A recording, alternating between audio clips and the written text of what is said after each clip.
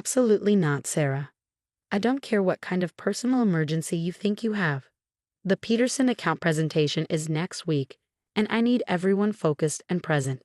Victoria Marshall's voice cut through the air like a knife, her perfectly manicured nails drumming against her mahogany desk as she stared me down. I stood my ground, clutching the medical leave request form in my trembling hands. Ms. Marshall, please. I wouldn't ask if it wasn't critical. The patient. The patient. She interrupted, her red lips curling into a sneer. You're an account executive, Sarah, not a nurse. Whatever medical drama you're caught up in isn't our concern. This is a marketing firm, not a charity. I took a deep breath, trying to keep my voice steady. I understand that, but this is different. He has no one else, and his condition is deteriorating rapidly. I just need 1 week. Enough. Victoria slammed her hand on the desk, making me jump. I've heard enough of your excuses. You've been distracted for weeks, taking long lunches, leaving early. Now you want a whole week off right before our biggest presentation of the year. The answer is no. I felt my chest tighten. Victoria had always been harsh, but this was different. This was cruel. Ms. Marshall, I've never taken a sick day in 3 years. I've worked every holiday, every weekend you've asked. I'm just asking for this one. 1 week that could cost us millions, she cut in, standing up to her full height. At 5'10" in her designer heels, she towered over me. Do you have any idea what the Peterson account means to this firm? Of course you don't. You're too wrapped up in your little humanitarian project to see the bigger picture. The way she said humanitarian project made it sound like a dirty word. I thought about the man lying in a hospital bed across town, his kind eyes and gentle smile despite the pain he was in. He didn't deserve to die alone just because Victoria Marshall couldn't see past her quarterly projections. I'm taking a week, I said quietly but firmly. I'll work remotely nights, weekends, whatever it takes. But I need to be there for him. Victoria's eyes narrowed dangerously. Are you defying me, Sarah? I'm doing what's right. She laughed, a cold, harsh sound that echoed through her corner office. What's right? Let me tell you what's right. What's right is doing your job. What's right is being a team player. What's right is understanding that in this business, we don't have the luxury of playing Mother Teresa. I stood there, my heart pounding but my resolve unshaken. I understand if you need to write me up or dock my pay, but I'm taking a week. Victoria walked around her desk slowly, like a predator circling its prey. Oh, I'll do better than that. She picked up my leave request form and tore it in half, then quarters, letting the pieces flutter to the floor. You're fired. The words hit me like a physical blow, but I refused to let her see me flinch. You're firing me for requesting medical leave. I'm firing you for insubordination, poor performance, and failure to prioritize company interests. She smiled, the expression never reaching her eyes. Enjoy unemployment, Sarah. I'm sure your patient will appreciate your sacrifice. I should have felt devastated. 3 years of my life, countless 60-hour weeks, all the missed family events and canceled vacations, all gone in an instant. But standing there in Victoria's office, watching her smug satisfaction, I felt something else entirely, relief. Thank you for making this decision easier, I said, turning to leave. Oh, and Sarah, Victoria called after me. Don't bother asking for a reference. As far as I'm concerned, you never worked here. I walked out of her office with my head held high, ignoring the curious stares of my soon-to-be ex-coworkers. My hands were steady as I packed up my desk, carefully placing my photos and personal items into a cardboard box. Jenny from accounting hurried over, her face full of concern. Sarah, what happened? I heard raised voices. Victoria fired me, I said simply, wrapping my favorite coffee mug in newspaper. What? She can't do that. Not over medical leave. I smiled at Jenny's outrage. She can, and she did. But it's okay, really. And surprisingly, it was. As I walked out of the glass and steel building that had been my professional home for the past 3 years, I felt lighter than I had in months. My career might be in shambles, but I knew I was doing the right thing. The hospital was a 20-minute drive from the office. As I navigated through mid-A traffic, I thought about how I'd ended up here. It had started. Thomas Edwards didn't look like a man worth millions. In his faded hospital gown, with his silver hair thinning and his face gaunt from chemotherapy, he looked like any other patient. But it was his eyes that caught my attention, bright, alert, and filled with a kindness that seemed to defy his circumstances. "The Great Gatsby again," he'd said when I walked in with the book. "Don't you think that's a bit on the nose for a cancer ward?" I laughed, surprised by his humor. "Would you prefer something more upbeat?" I have the bell jar in my back. That had made him laugh too, a warm, genuine sound that seemed to brighten the sterile hospital room. We'd spent the next hour talking about literature, life, and everything in between. By the time I left, I knew I'd met someone special. Over the next few weeks, I found myself visiting Thomas more frequently. He told me about his life, how he built his investment firm from nothing, how he lost his wife to cancer 15 years ago, how his children were scattered across the globe, too busy with their own lives to visit their dying father. "It's my own fault," he'd said without bitterness. "I spent so many years building my empire, I forgot to build relationships. Now look at me, all the money in the world and not a soul to share it with." But that wasn't entirely true anymore. Because he had me. I pulled into the hospital parking lot, grabbing my box of belongings from the passenger seat. As I walked through the familiar corridors toward Thomas's room, I thought about Victoria's words, "Enjoy unemployment." She had no idea that some things were worth more than a steady paycheck or a corner office.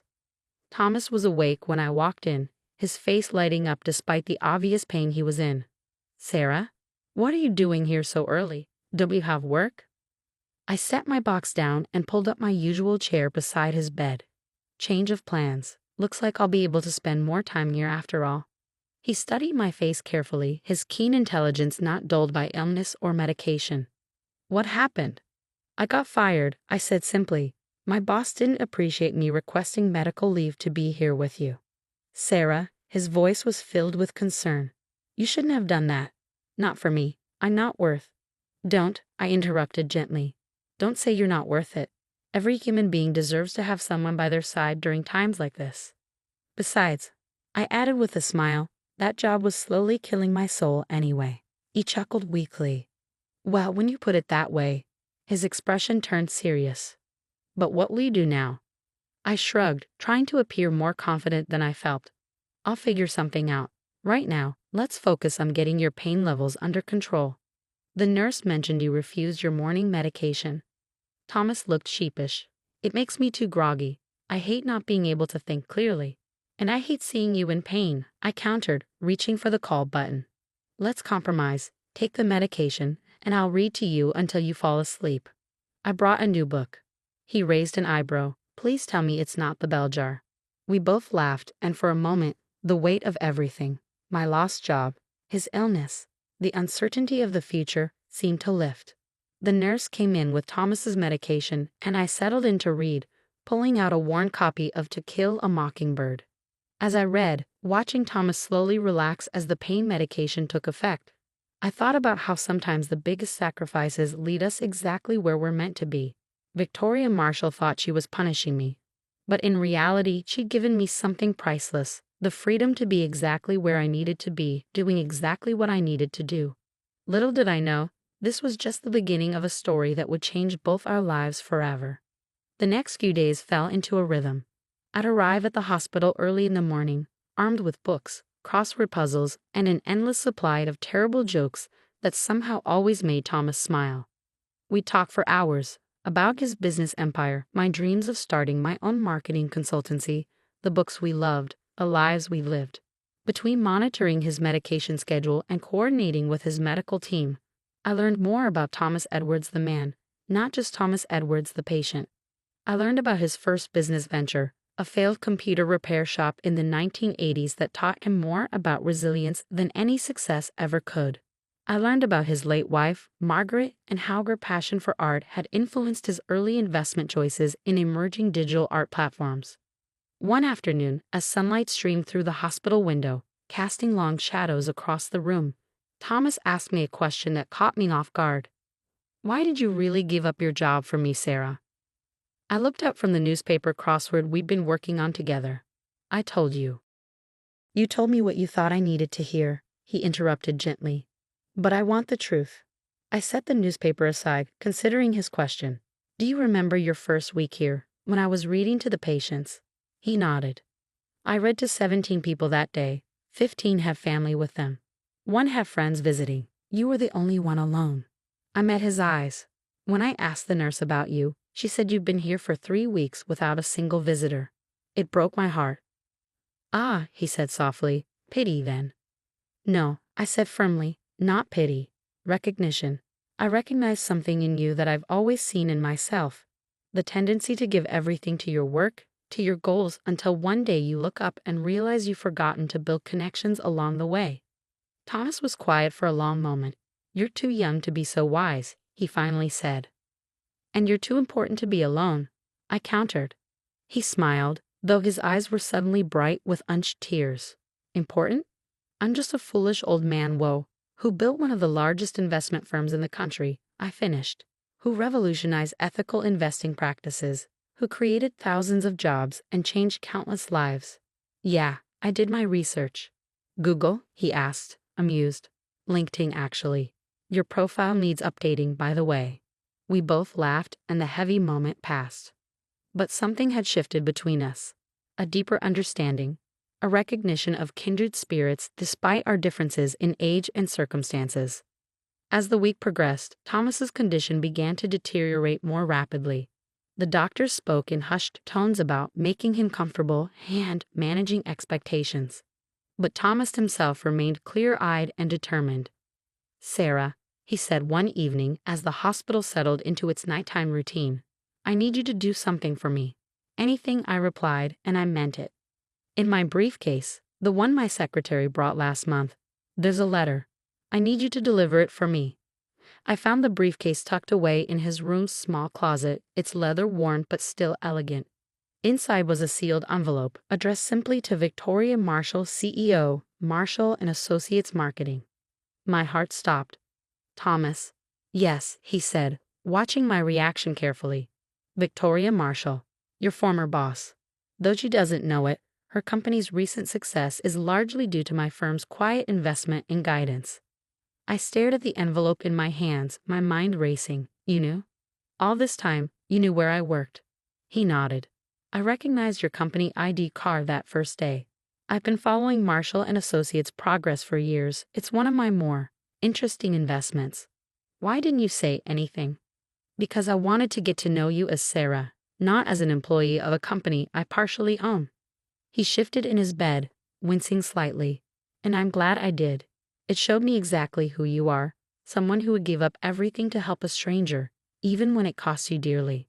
I sat down heavily in my chair, the envelope feeling suddenly heavy in my hands. What's in the letter? The truth, he said simply. About investment strategies, about company direction, about leadership. He paused, his expression hardening slightly. About how true success isn't measured in quarterly profits or market share, but in how we treat people. I looked at the envelope, then back at Thomas. When do you want me to deliver it? Tomorrow, he said. I think it's time Victoria Marshall learned a few things about the real costs of success. As I left the hospital that night, the letter safely tucked in my bag, I couldn't help but wonder what tomorrow would bring. Victoria Marshall had tried to break me, thinking she held all the power. But sometimes, life has a way of evening the score, not through revenge or malice, but through simple truth and justice. Little did Victoria know, her world was about to change forever, and I had a front row seat to watch it happen. The next morning, I stood in front of Marshall & Associates' gleaming office building, Thomas's letter clutched in my hand. The same security guard who had wished me good morning every day for 3 years now looked at me apologetically. I'm sorry, Ms. Collins, but you're not on the approved visitor list anymore. Ms. Marshall's orders. I smiled, pulling out my phone. Could you please call up to Victoria's office? Tell her I have a letter from Thomas Edwards. The guard's eyes widened slightly at the name. Clearly, he recognized it. After a brief call, he handed me a visitor's badge, his expression puzzled. Ms. Marshall will see you immediately. The elevator ride to the 20th floor felt surreal.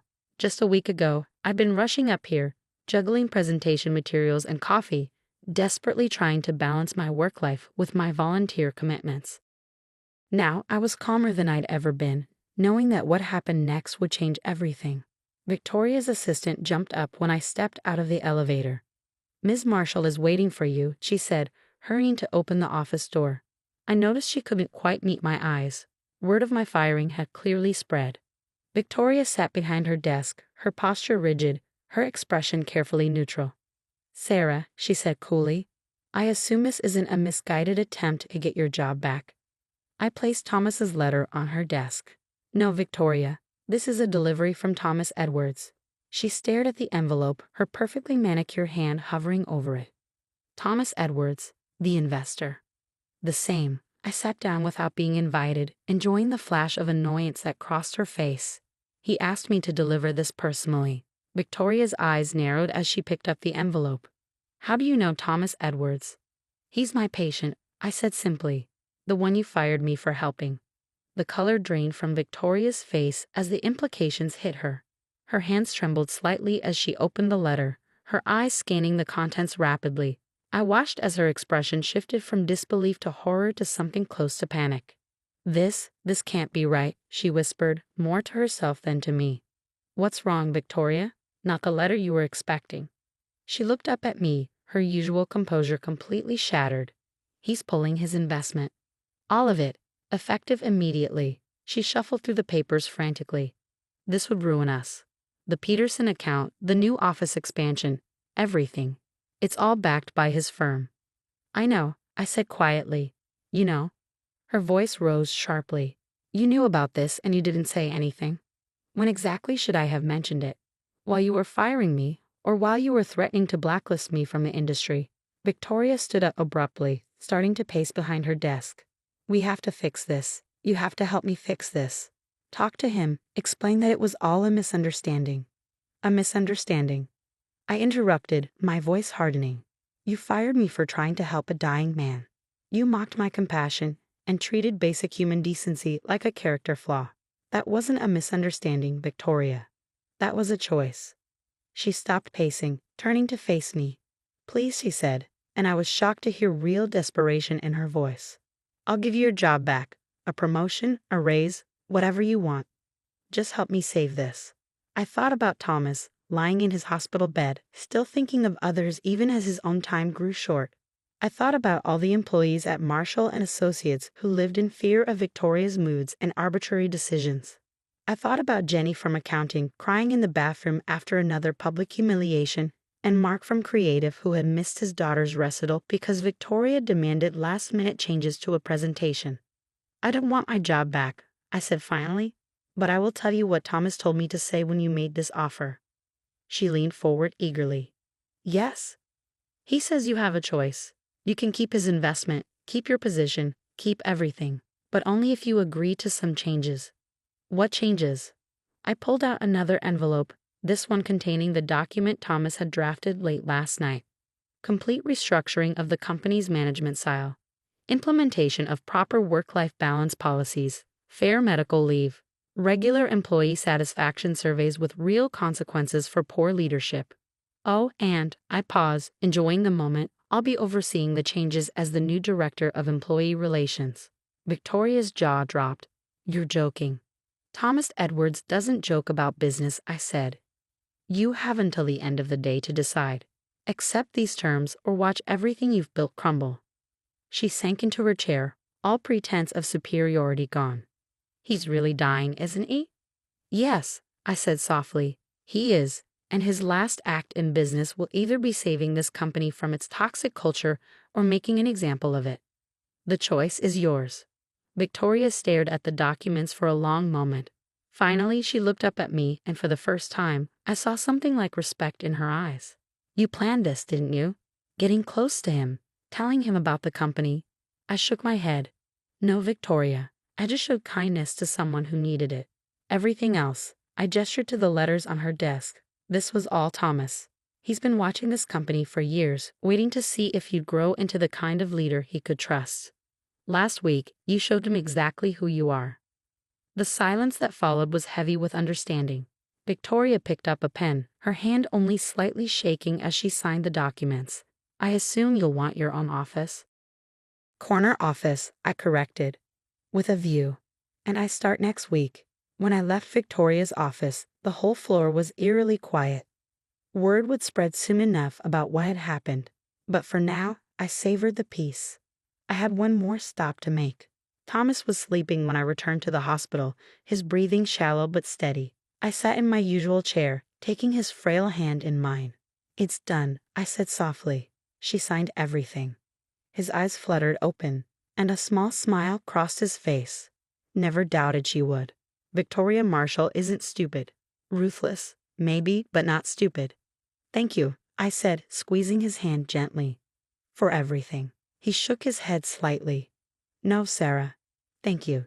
You showed me that even at the end, it's possible to make a difference, to leave things better than we found them." Over the next few days, I split my time between the hospital and the office, setting up the new policies that would transform Marshall and Associates. Victoria, to her credit, threw herself into the changes with the same intensity she'd once used to terrorize her employees. Maybe she was just protecting her investment, or maybe something had genuinely shifted in her understanding of leadership. Thomas held on long enough to see the first employee satisfaction survey results, smiling weakly as I read him the overwhelmingly positive responses. "See," he whispered. "Sometimes the best investments are in people." He passed away peacefully 3 days later, holding my hand as I read to him from The Great Gatsby, his final joke about inappropriate book choices for a hospital ward. At his memorial service, I was surprised by the number of people who attended. Not just business associates and employees, but people whose lives he had touched in quiet ways. Scholarship recipients, small business owners he'd mentored, charity workers he'd supported anonymously. Victoria was there too, standing quietly at the back, looking thoughtful. A month later, I sat in my new corner office, reviewing applications for our expanded employee assistance program. Jenny from accounting poked her head in, grinning. "You'll never believe what just happened," she said. "Victoria approved all the flexible working requests. All of them, and she smiled while doing it." I laughed, glancing at the photo of Thomas I kept on my desk. "People can surprise you sometimes," I said, "especially when someone shows them a better way." As I looked out over the city skyline, I thought about how life has a way of coming full circle. Victoria had fired me for showing compassion, thinking it was a weakness. Instead, that same compassion had led me to Thomas, who showed us all that true strength lies in how we treat others. The company culture at Marshall and Associates was transforming, slowly but surely. Victoria was learning to balance ambition with empathy, and employees were finally feeling valued and heard. It wasn't perfect, change never is, but it was progress. Every morning, as I walked into the building, I remembered Thomas's words. Sometimes the best investments are in people. He had invested in me when I was just a volunteer reader, seeing something worth nurturing. Now I was investing in others, creating the kind of workplace where kindness wasn't seen as weakness, and where success was measured not just in profits, but in the lives we touched. Victoria still had her moments of old habits creeping back, but now there was a system in place to check her worst impulses. More importantly, she was beginning to see the benefits of a happier, more loyal workforce. Productivity was up, turnover was down, and our reputation in the industry was soaring. 1 year to the day after Thomas's passing, I received a package from his lawyers. Inside was a letter, written in his familiar shaky handwriting during his final days. "Dear Sarah, if you're reading this, a year has passed since our paths crossed. I hope by now you've seen the fruits of our little experiment in corporate transformation. But more than that, I hope you've realized something about yourself. You see, when you walked into my hospital room that first day, I didn't just see someone with a kind heart. I saw a leader, someone who understood that true power comes not from authority, but from empathy, someone who could change not just one company, but potentially an entire industry's approach to human capital. That's why I've left you something else. Voting shares in my investment firm. Use them wisely. Look for other companies like Marshall and Associates, businesses with potential held back by toxic leadership. Change them too. You once told me that you gave up your job because you recognized something in me. Well, I recognize something in you too, the future of ethical business leadership. Make me proud. With gratitude and faith, Thomas." I sat in my office for a long time after reading that letter, watching the sun set over the city. In my inbox were dozens of emails from other companies asking about our transformation, wanting to know our secret. On my desk were reports showing record profits alongside unprecedented employee satisfaction scores. Victoria knocked on my door, holding 2 cups of coffee, a peace offering that had become our weekly tradition. Good news, she said, handing me a cup. The Peterson account just renewed their contract. They said it's because of our new corporate culture initiatives. I smiled, thinking of that day a year ago when she fired me over this same account. Funny how things work out, isn't it? She nodded, looking thoughtful. You know, I never thanked you properly for what you and Thomas did. You could have destroyed this company, but instead you saved it. Saved me too, if I'm being honest. Thank Thomas, I said softly. He believed in the power of second chances. And third and fourth, Victoria added with a wry smile. I should know. As she left my office, I looked again at Thomas's letter. Make me proud, he'd written. But I knew he already was proud, not just of me, but of every person in this building who had embraced change, who had learned to balance profit with compassion, who had discovered that success and kindness weren't mutually exclusive. Tomorrow, I would start looking at other companies, seeking out those who needed the same transformation. But for now, I sat in my corner office, sipping coffee and watching the city lights come alive, grateful for the twist of fate that had brought me to Thomas's hospital room, and for the chain of events that proved sometimes losing everything is the first step to gaining something better. The next morning, as I walked into the building, the security guard who had once apologetically turned me away now greeted me with a warm smile. Good morning, Miss Collins, making any lives better today. I thought about Thomas, about Victoria, about all the changes we'd made and all the changes still to come. Every day, I replied. That's what good investments are all about. And somewhere I knew Thomas was smiling.